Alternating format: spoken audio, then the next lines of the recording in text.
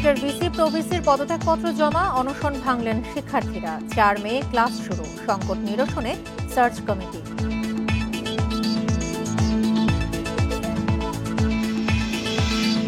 খাগড়াছড়িতে অপহরণের 9 দিন পর মুক্তি পেয়ে ফিরে এসেছে 5 শিক্ষার্থী, নিশ্চিত করেছে পাহাড়ি ছাত্র পরিষদ ও পুলিশ।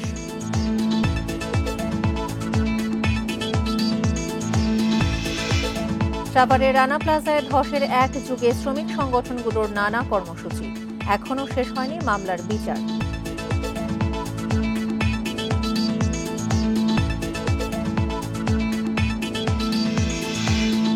ধান চাল সংগ্রহে সিন্ডিকেট নিয়ন্ত্রণে বাজার মনিটরিংয়ের নির্দেশ খাদ্য উপদেষ্টার, অভিযোগ পেলেই ব্যবস্থা।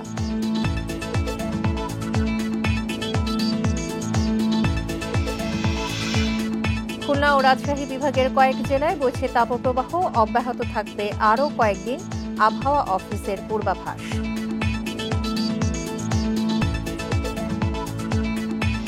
বান্ডেল থাকলে প্রতি সেনমানিতে টাকা বাঁচবে। বিকাশ সেনমানি বান্ডেল কিনে জিতুন প্রতি লেনদেনে। স্বাগত সমগ্র বাংলাদেশের সঙ্গে আছি সঞ্চারী মতির তমা। শুনছিলেন শিরোনাম, চলে যাচ্ছি পুরো খবরে। প্রায় 2 মাসের অচলাবস্থা শেষে প্রাণ ফিরছে কুয়েট ক্যাম্পাসে। সকালে শিক্ষা মন্ত্রণালয়ে পদত্যাগপত্র জমা দিয়েছেন উপাচার্য ও উপ উপাচার্য। এই পদে নতুন নিয়োগে গঠন হচ্ছে সার্চ কমিটি। এর আগে এক দফা দাবি পূরণে 58 ঘণ্টা পর অনশন ভেঙে মিছিল করেছেন শিক্ষার্থীরা। 4 মে থেকে শুরু হচ্ছে ক্লাস। খুলনা প্রকৌশল ও প্রযুক্তি বিশ্ববিদ্যালয়ে ছাত্র রাজনীতি বন্ধের প্রশ্নে ছাত্রদের 2 গ্রুপের মধ্যে সংঘর্ষের ঘটনা ঘটে 18 ফেব্রুয়ারি। শুরুতে অজ্ঞাত 500 জনকে আসামি করে বিশ্ববিদ্যালয় প্রশাসন। পাশাপাশি অনির্দিষ্টকালের জন্য বন্ধ করা হয় বিশ্ববিদ্যালয়ের একাডেমিক কার্যক্রম। পরবর্তীতে 22 শিক্ষার্থীর নামে পাল্টা মামলা করে বহিরাগত এক ব্যক্তি। সংঘর্ষের ঘটনায় 37 জনকে বহিষ্কার করে কুয়েট প্রশাসন। এর জেরেই শুরু হয় উপাচার্যের পদত্যাগ দাবির আন্দোলন। সে দাবি পূরণ না হওয়ায় সোমবার থেকে আমরণ অনশনে যান বিক্ষুব্ধরা। এর জেরে বুধবার প্রত্যাহার হয় 37 শিক্ষার্থীর বহিষ্কারাদেশ। হল খোলার পাশাপাশি 4 মে থেকে ক্লাস শুরুর ঘোষণাও দেয় প্রশাসন। অবশেষে বুধবার রাতে শিক্ষা মন্ত্রণালয়ের সিদ্ধান্তে অব্যাহতি দেওয়া হয় কুয়েট উপাচার্য ও উপ উপাচার্যকে। সার্চ কমিটি গঠনের মাধ্যমে এই 2টি পদে নতুন নিয়োগ প্রদান করা হবে। অন্তর্বর্তীকালে বিশ্ববিদ্যালয়ে চালু রাখার সাথে জ্যেষ্ঠ অধ্যাপকগণের মধ্য থেকে একজনকে সাময়িকভাবে উপাচার্যের দায়িত্ব। দাবি আদায়ের পর দীর্ঘ 58 ঘন্টার অনশন ভাঙেন শিক্ষার্থীরা। ক্যাম্পাসে ফেরে প্রাণ চাঞ্চল্য। নতুন যে অ্যাডমিনিস্ট্রেশন আসবে তারা শিক্ষক এবং ছাত্রদের সম্পর্ক আর কি শিথিলে সাহায্য করবে। একটা নিউজ পাওয়ার পর আসলে আসলে আমি আনন্দ আমার ভাষায় প্রকাশ করতে পারতেছি না। 2 তারিখ থেকে হল খোলা প্রথমে ছিল, পরে সিন্ডিকেট সেটা কাল বিকাল থেকে করে ফেলেছে। গতকাল বিকাল থেকে হল তো পুরোপুরি খোলা হয়ে গেছে। আর ক্লাস 4 তারিখ থেকে হল সে 4 তারিখ থেকে হবে। এতে প্রায় 2 মাস ধরে চলা অচলাবস্থা শেষে স্বাভাবিক হচ্ছে পরিস্থিতি। তবে নিরাপত্তার স্বার্থে মূল ফটকে এখনো রয়েছেন অতিরিক্ত পুলিশ সদস্যরা। অভিজিৎ পাল, ইন্ডিপেন্ডেন্ট নিউজ, খুলনা। কুয়েট ক্যাম্পাসের পরিস্থিতি জানাতে এই মুহূর্তে যোগ দিচ্ছেন আমাদের সহকর্মী অভিজিৎ পাল। অভিজিৎ, ভিসি প্রভিসির পদত্যাগপত্র জমা দেওয়ার পরে এই মুহূর্তে ক্যাম্পাসের পরিস্থিতি কেমন দেখছেন? আর সার্চ কমিটি গঠন করা হচ্ছে নতুন নিয়োগের জন্য, কি অবস্থা সেই কাজের? ভিসি এবং প্রভিসির পদত্যাগপত্র জমা দেওয়ার যে বিষয়টি রয়েছে সেই বিষয়টি নিয়ে অবশ্যই একটি সংশয় রয়েছে। কারণ আমরা কিছুক্ষণ আগে প্রভিসির সঙ্গে কথা বলেছিলাম, তিনি বলেছেন যে তিনি কোনো পদত্যাগপত্র জমা দেননি। কারণ সরকার থেকে যেহেতু সিদ্ধান্ত হয়েছে তাদেরকে অব্যাহতি দেওয়ার, এই কারণেই তিনি কোনো পদত্যাগপত্র জমা দেননি। আর এই বিষয়ে ভিসির আমরা কোনো বক্তব্য পাইনি, তবে এখন পর্যন্ত নিশ্চিত হওয়া যায়নি আসলে ভিসি এবং প্রভিসি তারা পদত্যাগপত্র জমা দিয়েছেন কিনা। আরেকটি বিষয় হচ্ছে যে প্রভিসি আমাদেরকে বলেছেন যে এই যে অব্যাহতির সিদ্ধান্ত নিয়েছে সরকার, এই সিদ্ধান্তকে তিনি পুনর্বিবেচনা করার দাবি জানিয়েছেন। কারণ তিনি বলছেন যে এই বিশ্ববিদ্যালয়ের সমস্ত অ্যাডমিনিস্ট্রেটিভ যে পাওয়ার থাকে সেটি উপাচার্যের পরে থাকে, প্রভিসির পরে আসলে খুব বেশি একটি থাকে না, যার কারণে তিনি নিজেকে নির্দোষ দাবি করেছেন এবং তিনি বলছেন যে এই সিদ্ধান্তকে পুনর্বিবেচনায় নেবেন সরকার। এই কথাটি তিনি আমাদেরকে বলেছেন। কিছুক্ষণ আগে আমরা এখানে শিক্ষক সমিতির সাধারণ সম্পাদকের সাথে কথা বলেছি, কারণ কুয়েট শিক্ষক সমিতির আজকে কার্যনির্বাহী কমিটির সভা ছিল। সেই সভা শেষে সাধারণ সম্পাদক তিনি আমাদেরকে যেটা বলেছেন যে ভিসি এবং প্রভিসি যে একেবারে সুষ্ঠু তদন্ত ছাড়া তাদেরকে অব্যাহতি দেওয়া হয়েছে, এটি আসলে ন্যায় বিচারের পরাজয় হয়েছে বলে তিনি উল্লেখ করেছেন। এর পাশাপাশি তিনি আরেকটি বিষয় বলেছেন যে 18 ফেব্রুয়ারি সংঘর্ষের ঘটনায় সুষ্ঠু তদন্তের জন্য শিক্ষার্থীদের যে দাবি ছিল সেই দাবির সঙ্গে তারা একমত, এবং সেই দাবির সঙ্গে তারা যেটি জানিয়েছিলেন যে এই 18 তারিখের সংঘর্ষের ঘটনায় দোষীদের বিচার না হওয়া পর্যন্ত তারা যে ক্লাসে ফিরবেন না, সেটিতে তা এখনো পর্যন্ত অব্যাহত আছে বলে তারা জানিয়েছেন। তবে তারা বলছেন যে কুয়েটের যে শিক্ষা কার্যক্রম এটি যাতে দ্রুত শুরু হয় সেই ব্যবস্থাটি তারা করবেন। আর গত রাতে যখন ইউজিসির তদন্ত কমিটির সদস্যরা শিক্ষার্থীদেরকে এই ভিসি এবং প্রভিসির পদ অব্যাহতি দেওয়ার যে সিদ্ধান্তটি জানানোর পরে তারা কুয়েট শিক্ষার্থীদের অনশনরত অবস্থায় শিক্ষার্থীদেরকে তারা শরবত খাইয়ে তাদের অনশন ভঙ্গ করেন, এবং তারপরে শিক্ষার্থীরা কিন্তু বিজয় মিছিল করে, এবং আজকে বিকাল 4টার সময় বিজয় মিছিল করার কথা ছিল, হয়তো আর কিছুক্ষণ পরে তারা এই ক্যাম্পাসে বিজয় মিছিল করবে আনুষ্ঠানিকভাবে। এবং আমরা সকালবেলা যখন শিক্ষার্থীদের সাথে কথা বলেছি তারা আসলে উচ্ছ্বাস প্রকাশ করেছেন এবং তারা বলছেন যে অতি দ্রুত সময়ের মধ্যে এই ক্যাম্পাসে শিক্ষা কার্যক্রম শুরু হবে, এবং 18 তারিখের পর থেকে আজকের দিন পর্যন্ত এই 2 মাসে যে তারা যে শিক্ষা কার্যক্রমে যে ক্ষতি হয়েছে সেই ক্ষতি যাতে দ্রুত লাঘব হয় সে ব্যাপারে আসলে প্রশাসন দ্রুততর সময়ের মধ্যে সিদ্ধান্ত নেবে, এরকম আশাবাদ তারা ব্যক্ত করেছেন। এবং তার পাশাপাশি তারা আরো বলেছেন যে শিক্ষকদের সাথে তাদের কোনো দূরত্ব নেই, তারা চায় যে শিক্ষক এবং ছাত্র তারা সবাই মিলে এই ক্যাম্পাসে যে ওই গৌরবোজ্জ্বল ছিল সেই গৌরবোজ্জ্বল সময় যেন তারা ফিরিয়ে আনতে পারে এবং শিক্ষা কার্যক্রম যেন স্বাভাবিকভাবে শুরু হয়। কুয়েট ক্যাম্পাস নিয়ে সবশেষ তথ্য জানাচ্ছিলেন সহকর্মী অভিজিৎ পাল। অপহরণের 9 দিন পর মুক্তি পেয়ে ফিরে এসেছে খাগড়াছড়ি থেকে অপহৃত চট্টগ্রাম বিশ্ববিদ্যালয়ের 5 শিক্ষার্থী। বৃহস্পতিবার বিকেলে এই বিষয়টি নিশ্চিত করেছেন পাহাড়ি ছাত্র পরিষদের কেন্দ্রীয় সভাপতি নিপন ত্রিপুরা। অপহৃত 5 শিক্ষার্থীকে মুক্তি দেয়ায় সবাইকে শুভেচ্ছা জানিয়েছে পাহাড়ি ছাত্র পরিষদের সদস্যরা। এর আগে অপহৃত শিক্ষার্থীদের উদ্ধারে সোমবার ইউপিডিএফ এর গোপন আস্তানায় অভিযান চালায় যৌথ বাহিনী। এ সময় চাঁদা আদায়ের রসিদ, ল্যাপটপ, মোবাইল, সামরিক ইউনিফর্ম সহ বিপুল পরিমাণ প্রশিক্ষণ সরঞ্জাম উদ্ধার করা হয়। বিজু উৎসব শেষে খাগড়াছড়ি থেকে চট্টগ্রামে ফেরার পথে ওই 5 শিক্ষার্থীকে অপহরণ করে দুর্বৃত্তরা।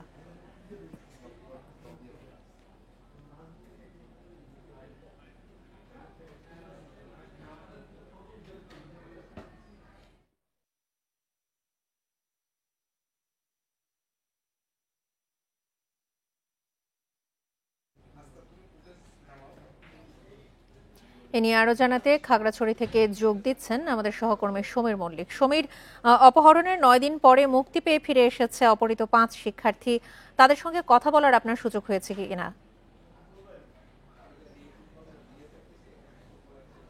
দেখুন, কিছুক্ষণ আগে কিন্তু আমরা এই স্বস্তির খবরটা পেয়েছি। প্রায় 9 দিন পরে কিন্তু বলা যায় যে পাহাড়ের যে একটা অস্বস্তির খবর ছিল গত বুধবারে, যে 5 শিক্ষার্থী যারা অপহৃত হয়েছিল তারা কিন্তু আজকে ফিরে এসে চলে পাহাড়ি ছাত্র পরিষদের পক্ষ থেকে আমাদেরকে প্রেস বিজ্ঞপ্তি দেওয়া হয়েছে। পরবর্তীতে আমি পাহাড়ি ছাত্র পরিষদ যে কেন্দ্রীয় সভাপতি রয়েছেন নিপন ত্রিপুরার সাথে কথা বলেছি, তিনিও আমাকে বিষয়টা নিশ্চিত করেছেন যে আসলে যে 5 জন শিক্ষার্থীকে অপহরণ করা হয়েছে খাগড়াছড়ির গিরিফুল এলাকা থেকে তাদেরকে মুক্তি দেওয়া হচ্ছে। এবং একটা বিষয় তিনি আমাকে নিশ্চিত করেছেন বা প্রেস বিজ্ঞপ্তিতে আমাদেরকে জানানো হয়েছে যে যারা অপহৃত হয়েছে তাদেরকে কিন্তু 5 জনকে একসাথে ছেড়ে দেওয়া হয়নি, তাদেরকে কয়েক দফায় কিন্তু তাদেরকে মুক্তি দেওয়া হয়েছে বলে প্রেস বিজ্ঞপ্তি এবং পাহাড়ি ছাত্র পরিষদ যিনি কেন্দ্রীয় সভাপতি রয়েছেন তিনি আমাদেরকে দাবি করেছেন। বিষয়টা নিয়ে আমি কিছুক্ষণ আগে খাগড়াছড়ি যিনি পুলিশ সুপার রয়েছে আরিফিন জুয়েল তার সাথেও কথা বলেছি, তিনিও একইভাবে আসলে স্বস্তির খবরটি জানিয়েছে যে তারা দীর্ঘ প্রায় অপহরণের পর থেকে অর্থাৎ 16 এপ্রিলের পর থেকে কিন্তু পাহাড়ের বিভিন্ন দুর্গম এলাকাগুলোতে কিন্তু অভিযান চালিয়েছে সেনাবাহিনী এবং পুলিশের উদ্যোগে শিক্ষার্থীদের উদ্ধারের জন্য। এবং এরই মধ্যে কিন্তু গত সোমবার একটি ইউপিডিএফ এর আস্তানাতেও কিন্তু অভিযান চালিয়ে সেখান থেকে বেশ কিছু প্রশিক্ষণ সরঞ্জাম উদ্ধার করা হয়েছিল নিরাপত্তা বাহিনীর পক্ষ থেকে আমাদেরকে জানানো হয়েছিল। অর্থাৎ বলা যাচ্ছে যে অপহরণের পর থেকে কিন্তু আইন শৃঙ্খলা বাহিনী বসেছিল না, তারা তাদেরকে শিক্ষার্থীদের উদ্ধারে কিন্তু তাদের সর্বোচ্চ চেষ্টা করেছে। এবং এই জন্য কিন্তু আমরা দেখেছি পাহাড়ি ছাত্র পরিষদের পক্ষ থেকে আইন শৃঙ্খলা বাহিনীকে ধন্যবাদ জানিয়েছে। পাশাপাশি যারা সুশীল সমাজ বা আপনারা জানেন এই ঘটনার পর থেকে কিন্তু সামাজিক যোগাযোগ মাধ্যমে বিভিন্ন লেখক কবি সাহিত্যিকরা কিন্তু এই শিক্ষার্থীদের মুক্তি চেয়ে তারা কিন্তু বিবৃতি দিয়েছে। এবং প্রেস বিজ্ঞপ্তিতে একটা বিষয় দাবি করা হয়েছে যে আসলে সামাজিক চাপে এবং একই সাথে যে মানুষের মধ্যে যে আন্দোলন, এটা নিয়ে বেশ কিছু আন্দোলনে কিন্তু হয়েছে খাগড়াছড়ি সহ 3 পার্বত্য জেলার যে শিক্ষার্থী রয়েছে সাধারণ শিক্ষার্থী তারা কিন্তু এই 5 জন শিক্ষার্থীর মুক্তি চেয়ে তারা এখানে কিন্তু তারা মিছিল মিটিং সমাবেশ করেছে। একই সাথে চট্টগ্রাম বিশ্ববিদ্যালয়ে সেখানেও প্রোগ্রাম করেছে এবং বিভিন্ন লেখক বুদ্ধিজীবীরা এই শিক্ষার্থীদের মুক্তি চেয়ে তারা কিন্তু পক্ষে দাঁড়িয়েছিল। অর্থাৎ বলা হচ্ছে যে পাহাড়ি ছাত্র পরিষদের পক্ষ থেকে তো সামাজিক চাপে এবং এই যে মানুষের যে একটা মতামত জনমত গড়ে উঠেছিল অপহরণের বিরুদ্ধে, সে কারণে তাদেরকে ছেড়ে দেওয়া হয়েছিল। আপনি জানেন শুরু থেকে কিন্তু পাহাড়ি ছাত্র পরিষদের পক্ষ থেকে এই ঘটনার জন্য ইউনাইটেড পিপলস ডেমোক্রেটিক ফ্রন্ট অর্থাৎ প্রসিদ্ধ কিষাণ নেতৃত্বাধীন যে ইউপিডিএফ তাদেরকে দায়ের করা হচ্ছে, যদিও সংগঠনটির পক্ষ থেকে এই অভিযোগটি অস্বীকার করা হয়েছে। কিন্তু আমরা এই ঘটনার পর থেকে কিন্তু আমরা যারা গণমাধ্যম কর্মীরা রয়েছে তারা কিন্তু প্রতিদিনে এই ঘটনাটা আমরা ফলো আপ করার চেষ্টা করেছি। আসলে এটা প্রতিদিন আমরা এটার আপডেট দেওয়া জানানোর চেষ্টা করেছি আসলে কি হচ্ছে, কারণ এইটি নিয়ে পুরো দেশের মধ্যে দেশের মানুষ কিন্তু উদ্বিগ্ন অবস্থার মধ্যে ছিল এবং এই আজকে সেই উদ্বিগ্নতার অবসান হয়েছে এবং অনেকটা স্বস্তি ফিরে এসেছে। এবং এখানে পাহাড়ি ছাত্র পরিষদের পক্ষ থেকে যে বিষয়টি দাবি করা হয়েছে যে 5 জন শিক্ষার্থীকে অপহরণ করা হয়েছিল, অর্থাৎ এর মধ্যে একজন ছিল যিনি পাহাড়ি ছাত্র পরিষদের সাথে সরাসরি রাজনীতির সাথে জড়িত, অর্থাৎ পাহাড়ি ছাত্র পরিষদের চট্টগ্রাম বিশ্ববিদ্যালয়ের শাখা সদস্য রিশন চাকমা।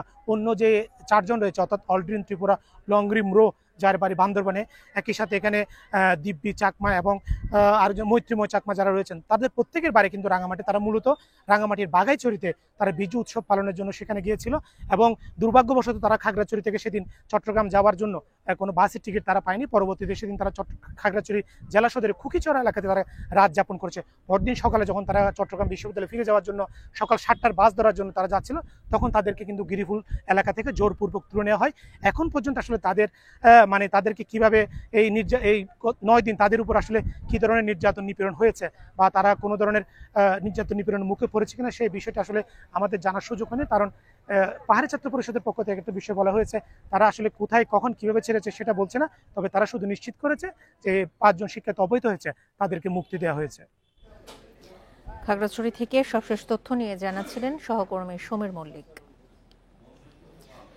এক যুগ পার হলেও শেষ হয়নি সাভারের রানা প্লাজা ধসে সহস্রাধিক শ্রমিক হত্যা মামলার বিচার। দিবসটি উপলক্ষে ভবনটির স্থানে নানা কর্মসূচি পালন করছে বিভিন্ন সংগঠন এবং হতাহত শ্রমিকদের স্বজনেরা।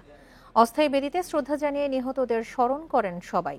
এ সময় রানা প্লাজা ধসের স্থানে পোশাক শ্রমিকদের জন্য হাসপাতাল ও আহতদের পুনর্বাসনের ব্যবস্থা করার দাবি জানান শ্রমিক নেতাসহ আহত ও নিহতদের স্বজনরা।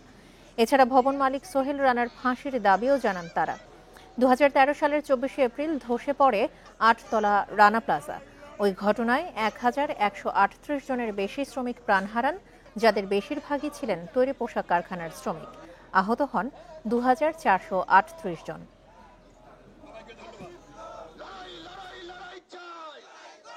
এখন তো কোনো গার্মেন্টসে যায়, তাকে আমাদের নিতে চায় না আমাদের গার্মেন্টসে, তোমার পাবা না এটা সেটা মুখ তমুক। মানুষে বলে যে আপনি এখনো টাকা পায়, আপনি পান না। আমার সন্তানই যখন হারিয়ে গেছে গা, সন্তানই যখন আর পাই না, টাকা দিয়ে কি করুন? আমরা মনে করছি নামমাত্র ক্ষতিপূরণ দেওয়া হয়েছে এবং দেশি বিদেশি যে সমস্ত অর্থ সাহায্য আসছে সেগুলো সমভাবে বন্টন করা হয় নাই। আমরা অন্তর্বর্তীকালীন সরকারের কাছে সোহেল রানার ফাঁসি সহ দায়ী ব্যক্তিদের সর্বোচ্চ শাস্তি নিশ্চিত করার দাবিতে আজকে আমরা 24শে এপ্রিলকে আমরা গার্মেন্টস শ্রমিক শোক দিবসের ঘোষণার দাবি জানাচ্ছি। খাদ্য ভূমি উপদেষ্টা আলী ইমাম মজুমদার বলেছেন, ধান চাল ক্রয়ে মধ্যস্বত্বভোগী সিন্ডিকেট নিয়ন্ত্রণে বাজার মনিটরিং করা হবে। অভিযোগ পেলে ব্যবস্থা নেওয়া হবে। দুপুরে সুনামগঞ্জের শান্তিগঞ্জ উপজেলায় খাদ্য গুদামে সরকারিভাবে ধান সংগ্রহ কার্যক্রমের উদ্বোধন শেষে এই মন্তব্য করেন তিনি। বলেন, কৃষকদের ন্যায্য মূল্য দিতে সরকার ধানের মূল্য নির্ধারণ করেছে। কোনো ধরনের ভোগান্তি ছাড়া কৃষকরা যাতে ধান বিক্রি করতে পারেন, সেক্ষেত্রে খাদ্য বিভাগের সর্বোচ্চ নজরদারি থাকবে। এবার সুনামগঞ্জে সরকারিভাবে ধান সংগ্রহের লক্ষ্যমাত্রা নির্ধারণ করা হয়েছে 14,645 মেট্রিক টন। 36 টাকা কেজি দরে 1,440 টাকা মন ধান সরাসরি কৃষকদের কাছ থেকে ক্রয় করবে সরকার।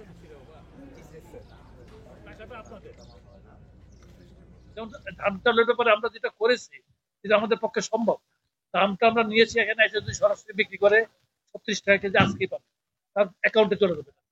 এটা করেছি। নেত্রকোনার মোহনগঞ্জে অভ্যন্তরীণ বোরো ধান চাল সংগ্রহ 2025-এর উদ্বোধন করা হয়েছে। সকালে মোহনগঞ্জ উপজেলা এলসিডি খাদ্য গুদামে প্রধান অতিথি হিসেবে বোরো ধান চাল সংগ্রহের উদ্বোধন করেন খাদ্য অধিদপ্তরের মহাপরিচালক মোহাম্মদ আবুল হাসনাত হুমায়ুন কবির। নেত্রকোনা জেলার 10 উপজেলায় 31শে অগস্ট পর্যন্ত মোট বোরো ধান সংগ্রহ করা হবে 13,432 মেট্রিক টন এবং চাল সংগ্রহ করা হবে 61,161 মেট্রিক টন। এদিকে কিশোরগঞ্জে বোরো ধান সংগ্রহ উদ্বোধন করা হয়। এ সময় মিঠামইন উপজেলার বোরো চাষিরা উপস্থিত ছিলেন। চলতি মৌসুমে ৩৬ টাকা কেজি দরে জেলার বোরো চাষিদের কাছ থেকে ১২,৪৮৯ মেট্রিক টন ধান সংগ্রহ করবে সরকারের খাদ্য বিভাগ।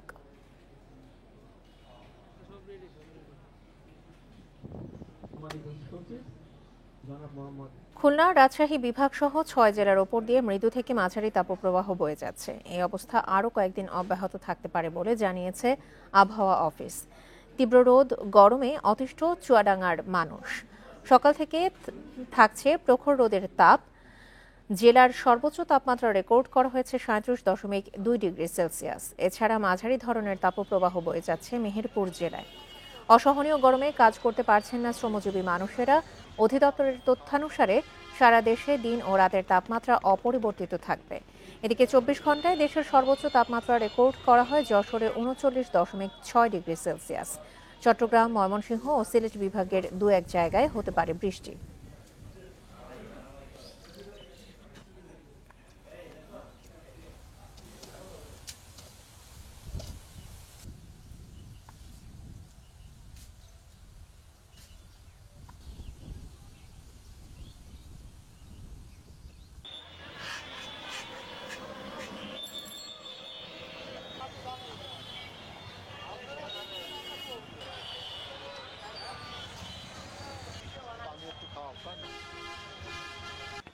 খুব তো গরমে থাকা 12টা পর্যন্ত থাকছি। এখন গেরোতে আমাদের 12, 1টা, 2টো না বাজবে তো আমাদের ছেড়ে দিতে না, তাও কাস্টমার কাজ করছি। চুয়াডাঙ্গাতে গরমের প্রভাব এত বেশি যে আমাদের আসলে মানে কিভাবে যে উদ্ধার পাবো কিছুই বুঝতে পারছি না। তাপপ্রবাহ নিয়ে আরো জানাতে চুয়াডাঙ্গা থেকে যোগ দিচ্ছেন সহকর্মী মানিক আকবর। মানিক, আজকে ৩৭.২ ডিগ্রি সেলসিয়াস তাপমাত্রা রেকর্ড করা হয়েছে চুয়াডাঙ্গায়। খেটে খাওয়া মানুষের কি অবস্থা আর কৃষকরা কি বলছেন ফসল নিয়ে?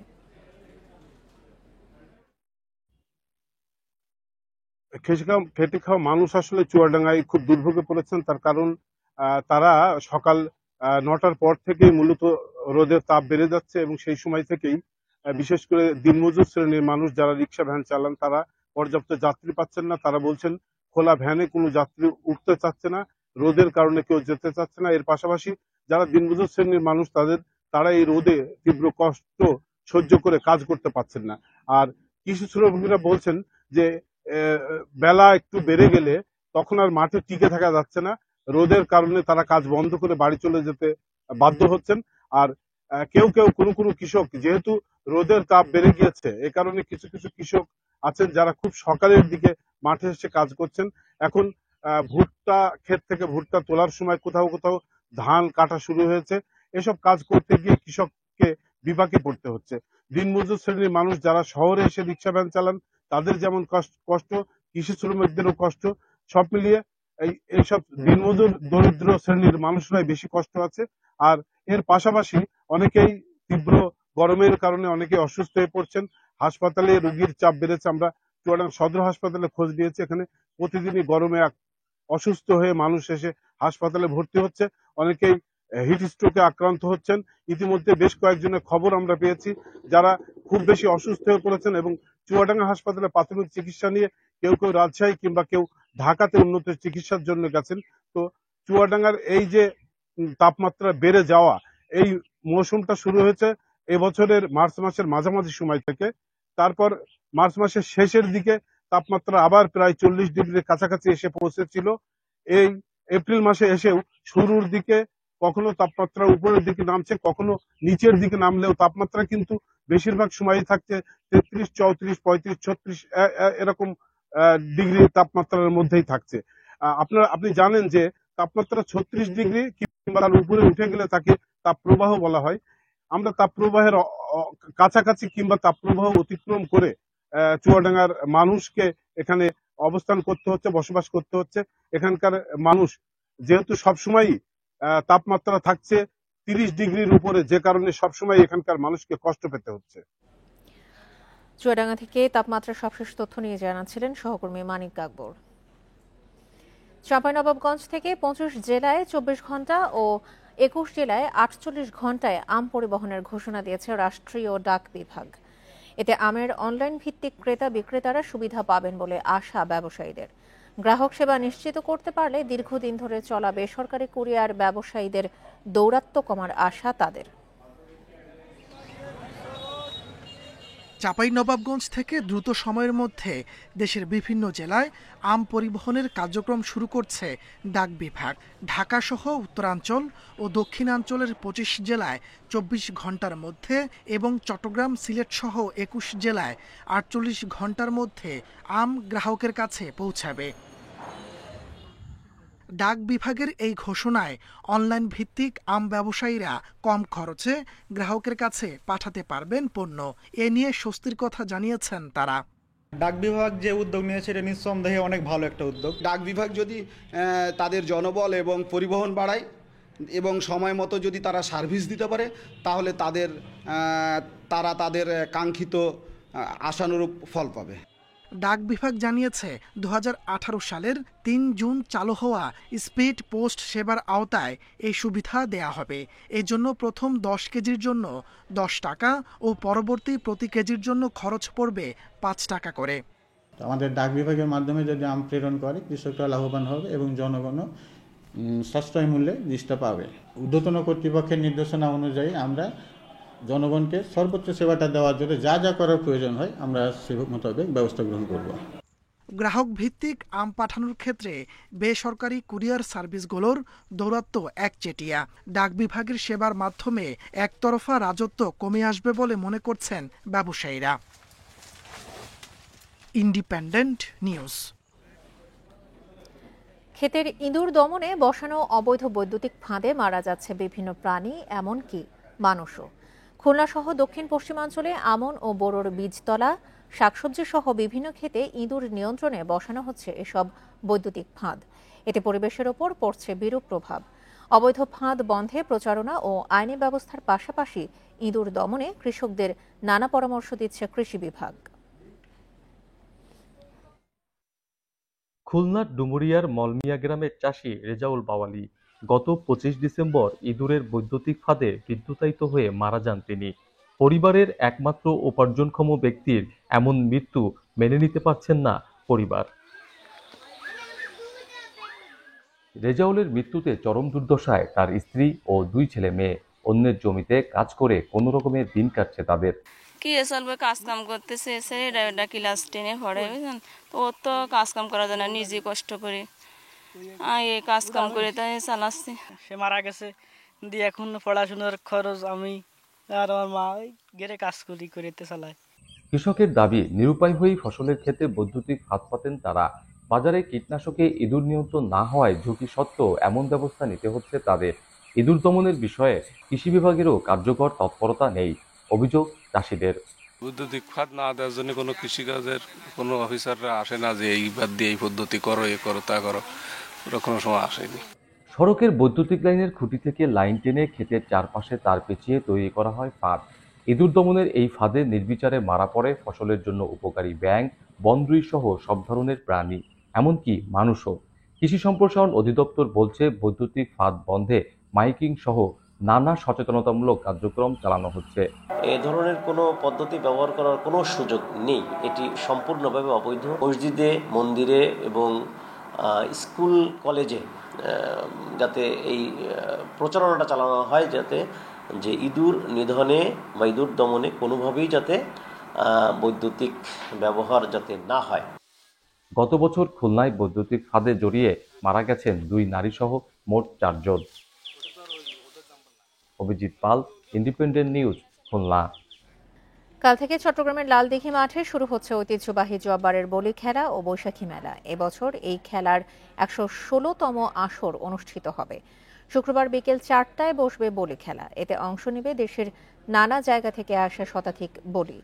প্রতি বছর লালদিঘির বলি খেলাকে কেন্দ্র করে আশপাশের বিশাল এলাকা জুড়ে মেলা বসলেও এবার সেখানে কিছুটা বিধিনিষেধ আরোপ করেছে। ফলে এখনো পর্যন্ত মেলার আমেজ শুরু হয়নি এখানে। এরই মধ্যে প্রশাসনের সঙ্গে বৈঠক করছেন মেলা কমিটির লোকজন। অনুমতি পেলে দোকানদাররা তাদের পসরা নিয়ে বসবেন। পলিসি লেভেলের সাথে যারা আয়োজক কমিটি আছে ওদের সাথে আমাদের মিটিং হয়েছে এবং ওনারা স্বীকার করেছেন যে ওনারা মানে রাস্তা ব্লক করে কোনো কিছু করবেন না, তো আমরা সেভাবে ব্যবস্থা নিচ্ছি। কাল থেকে শুরু হচ্ছে জব্বারের বলি খেলা, এই নিয়ে চট্টগ্রাম থেকে যোগ দিচ্ছেন আমাদের সহকর্মী অনুপম শীল। অনুপম, জব্বারের বলি খেলার 116তম আসর শুরু হতে যাচ্ছে, প্রস্তুতি কেমন দেখছেন?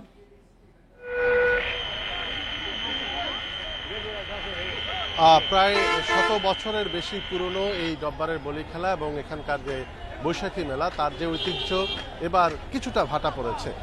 আসলে অন্যান্যবার আগামীকাল বলি খেলা তার একদিন আগের রাত থেকেই কিন্তু আমরা এই প্রায় 5 বর্গ কিলোমিটার এলাকা জুড়ে পুরো রাস্তাঘাট জুড়েই কিন্তু বৈশাখী মেলা দেখে থাকি এবং এই চট্টগ্রাম বৃহত্তর চট্টগ্রামের মানুষ এই মেলার জন্য আসলে এক ধরনের অপেক্ষা করে থাকে। এবং আমরা যেটি দেখি যে এখানে গৃহস্থালী নানা ধরনের পণ্য থেকে শুরু করে ঘর সাজানোর পণ্য, নানা ধরনের পণ্য এখানে উঠে, কাঠের আসবাবপত্র থেকে শুরু করে বিভিন্ন তৈজসপত্র, ঝাড়ু, এই ধরনের নানা প্রয়োজনীয় পণ্য এখানে পাওয়া যায়। কিন্তু এবার আমরা দেখছি যে প্রশাসনের পক্ষ থেকে, বিশেষ করে পুলিশ প্রশাসনের পক্ষ থেকে কিছুটা বিধিনিষেধ আরোপ করা হয়েছে। আমরা অন্যান্যবার যেমনটা দেখি কোতোয়ালি মোড় থেকে শুরু করে আন্দরকিল্লা মোড়, ওপর পাশে জেল রোড এবং সিনেমা প্যালেস, এই 4টি পুরো এলাকা জুড়ে কিন্তু সব ধরনের গাড়ি বন্ধ থাকে এবং মূল রাস্তাতেও কিন্তু দেশের বিভিন্ন প্রান্ত থেকে, দূর দূরান্ত থেকে বিক্রেতারা আসেন, চট্টগ্রামের মানুষজন তাদের কাছ থেকে কেনাকাটা করেন। কিন্তু এবার আমরা দেখছি যে রাস্তায়, মূল রাস্তায় কাউকে বসতে দেওয়া হয়নি, রাস্তার আশেপাশে দোকানদাররা বসেছেন, কিন্তু তাতে আমরা দেখছি যে সাধারণ আমরা এই এলাকায় দুটি সমস্যা তৈরি হয়েছে। প্রথমত হচ্ছে এখানে যারা কেনাকাটা করতে আসছেন তারা হতাশ হচ্ছেন, কারণ তাদের কাঙ্ক্ষিত জিনিসপত্র নিয়ে অনেকেই এবার বসতে পারেননি। আরেকটি হচ্ছে এই যে যানবাহন চালু রাখা হলো, এতে পুরো এলাকা জুড়ে একটা অসহনীয় যানজটের সৃষ্টি হয়েছে। অনেক যারা মূলত জানেন যে এই এলাকা দিয়ে এবার যাওয়াটা ঠিক হবে না, তারা ভিন্ন পথে যাচ্ছেন, কিন্তু যারাই আসলে যেহেতু গাড়ি চলাচলের পথ উন্মুক্ত আছে এই রাস্তায় প্রবেশ করছেন, তারাই আমরা দুপুরের পর থেকে দেখছি যে 1-1.5 ঘন্টা ধরে এই 1-1.5 কিলোমিটার রাস্তা পার হতে তাদের সময় লাগছে। তো এই বিষয়টি ঘিরে কিন্তু নানা ধরনের আলোচনা আমরা দেখছি, বিশেষ করে এখানে যারা কেনাকাটা করতে আসছেন তাদের মধ্যেও এক ধরনের আলোচনা আছে।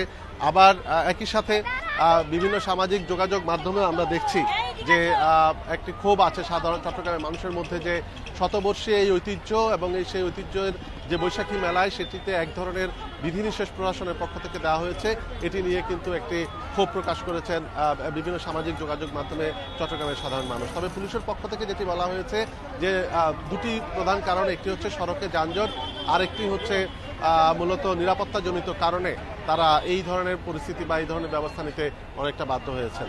আর আগামীকালকে এখানে যে ঐতিহ্যবাহী বলি খেলা হবে, ইতিমধ্যে আমরা বলি খেলার যে কমিটি তাদের কাছ থেকে যেমনটা জেনেছি যে দেশের বিভিন্ন প্রান্ত থেকে বলিরা ইতিমধ্যে নাম লিখিয়েছেন, তারা হাজির হয়েছেন। তাদেরকে রাখার জন্য সিটি কর্পোরেশন একটি এখানে যে তাদের রেস্ট হাউস সেটি খুলে দেওয়া হয়েছে। আমরা আগামীকাল এই সময়ে হয়তো চট্টগ্রামের এই গ্রীষ্মের খরতাপের মধ্যে বলি খেলার যে উত্তাপ সেটি হয়তো আমরা টের পাবো। চট্টগ্রাম থেকে বলি খেলার আয়োজনের সবশেষ প্রস্তুতি নিয়ে জানাচ্ছিলেন আমাদের সহকর্মী অনুপম শীল। নাটোরের সিংড়ায় এক যুবকের 2 হাত কবজি থেকে বিচ্ছিন্ন করেছে দুর্বৃত্তরা। সকালে উপজেলার হাতিয়ানদহ এলাকায় এই ঘটনা ঘটে। পুলিশ ও স্থানীয়রা জানায়, পেশায় রাজমিস্ত্রি যুবক ইসরাফিল সকালে কাজে যাচ্ছিল। এ সময় দুর্বৃত্তরা তার 2 হাতের কবজি থেকে বিচ্ছিন্ন করে পালিয়ে যায়। পরে তার চিৎকার শুনে এগিয়ে আসে স্থানীয়রা, গুরুতর অবস্থায় উদ্ধার করে ভর্তি করে সদর হাসপাতালে। পরে উন্নত চিকিৎসার জন্য রাজশাহী মেডিকেলে পাঠানো হয়। বড় ভাইয়ের সঙ্গে বিরোধের জেরে এই ঘটনা হতে পারে বলে ধারণা পুলিশের। তদন্ত করে ব্যবস্থার আশ্বাস আইনশৃঙ্খলা বাহিনীর।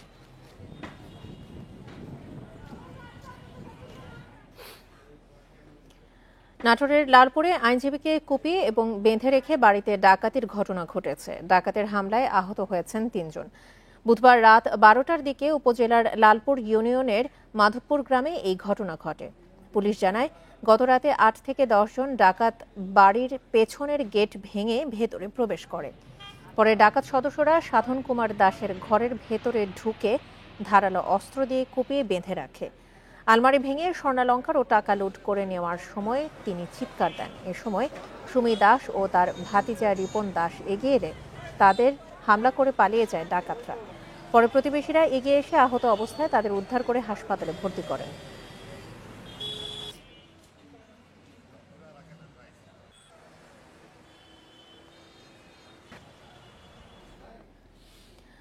সন্তানকে শাসন করা নিয়ে দ্বন্দ্বের জেরে নোয়াখালীর চাটখিলে একসাথে বিষ পানে আত্মহত্যার চেষ্টা করেছেন এক দম্পতি। দ্রুত তাদেরকে হাসপাতালে নেওয়া হলে চিকিৎসক স্ত্রীকে মৃত ঘোষণা করেন। স্বামী চিকিৎসাধীন রয়েছেন।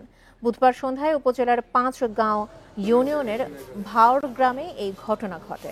স্থানীয়রা জানায় ৫ বছর আগে একই উপজেলার বানসা গ্রামের ফাতেমার সাথে আব্দুর রহিমের বিয়ে হয়। বিয়ের পর থেকেই তাদের মধ্যে পারিবারিক কলহ ছিল। স্বজনরা জানান বুধবার সন্ধ্যায় ৫ বছরের কন্যা সন্তানকে মারধর করেন ফাতেমা। এ নিয়ে স্বামী স্ত্রীর মধ্যে কথা কাটাকাটির এক পর্যায়ে বিষ পান করেন ফাতেমা। পরে তার স্বামীও বিষ পান করেন। তাদের দুজনকে হাসপাতালে নিয়ে চিকিৎসক ফাতেমাকে মৃত ঘোষণা করেন। রহিমকে উন্নত চিকিৎসার জন্য ২৫০ শয্যা বিশিষ্ট নোয়াখালী জেনারেল হাসপাতালে পাঠানো হয়েছে।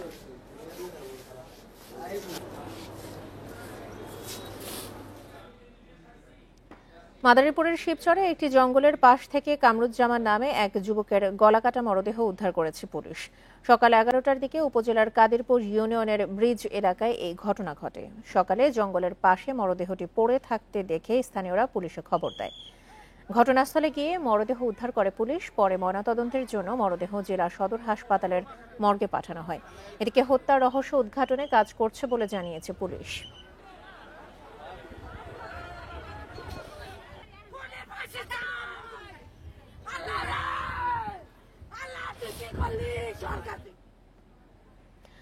লালমনিরহাটের কালীগঞ্জে ধর্ষণ চেষ্টায় ব্যর্থ হয়ে ৬ষ্ঠ শ্রেণীর শিক্ষার্থী জান্নাতীকে মুখে মাটি দিয়ে হত্যা করা হয়েছে বলে স্বীকারোক্তি দিয়েছে অভিযুক্ত যুবক বেলাল হোসেন।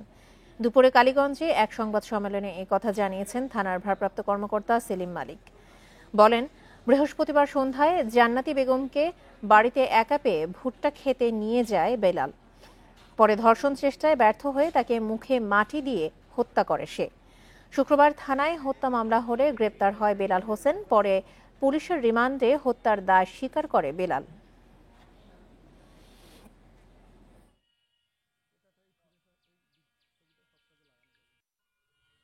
এই ঘটনাটি আসামি বেলাল হোসেন বিজ্ঞ আদালতে ফৌজদারি কার্যবিধি ১৬৪ ধারা মোতাবেক ম্যাজিস্ট্রেটের নিকট বিবৃতি দিয়েছেন।